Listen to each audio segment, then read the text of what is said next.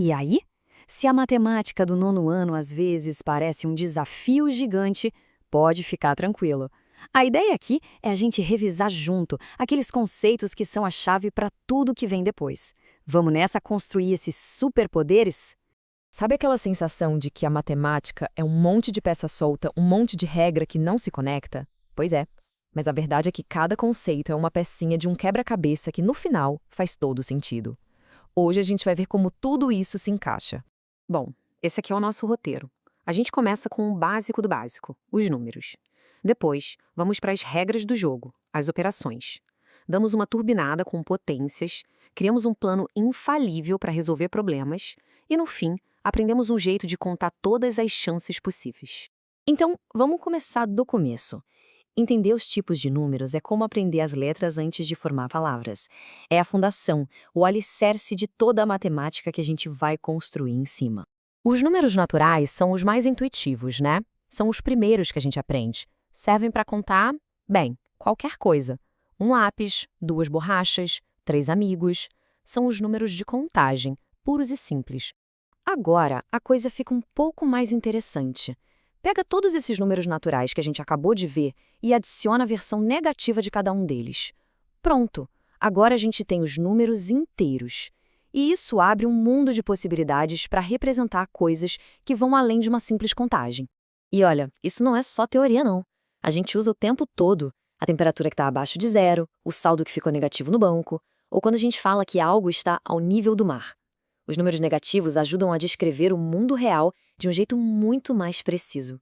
Tá, mas e quando a gente precisa falar de um pedaço de alguma coisa? Metade de um bolo?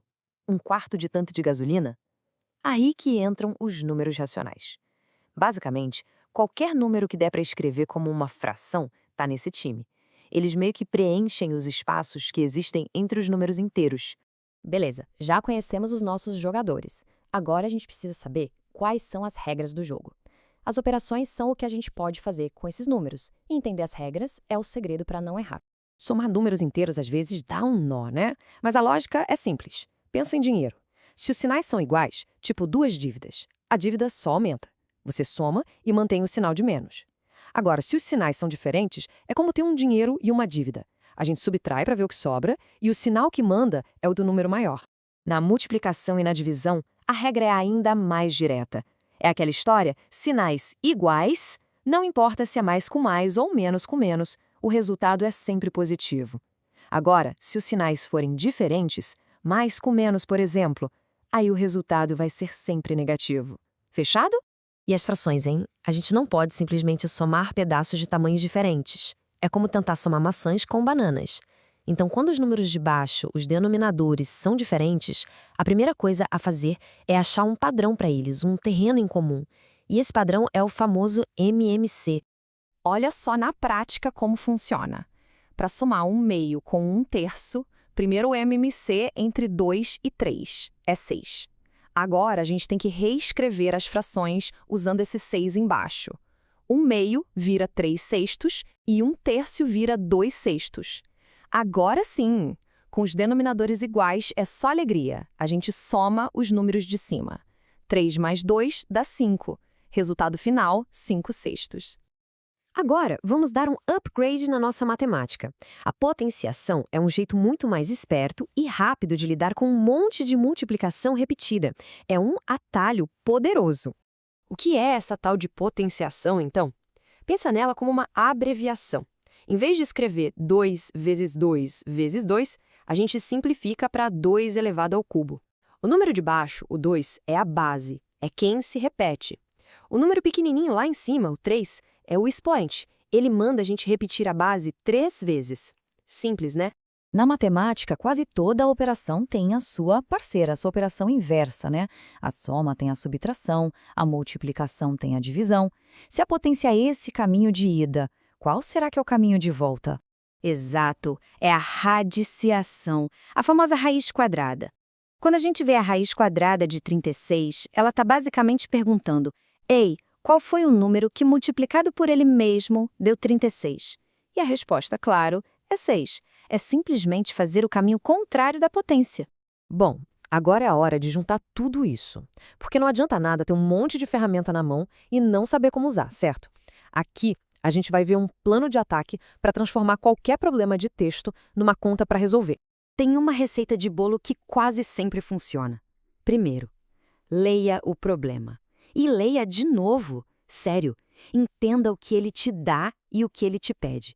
Segundo, planeje.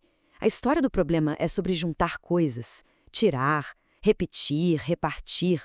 Isso já te diz qual conta fazer. Terceiro, resolva, com calma, sem pressa.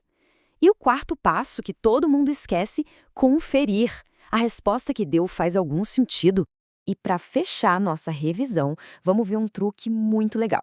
É uma ferramenta para a gente descobrir quantas combinações diferentes são possíveis sem ter que ficar contando uma por uma na mão.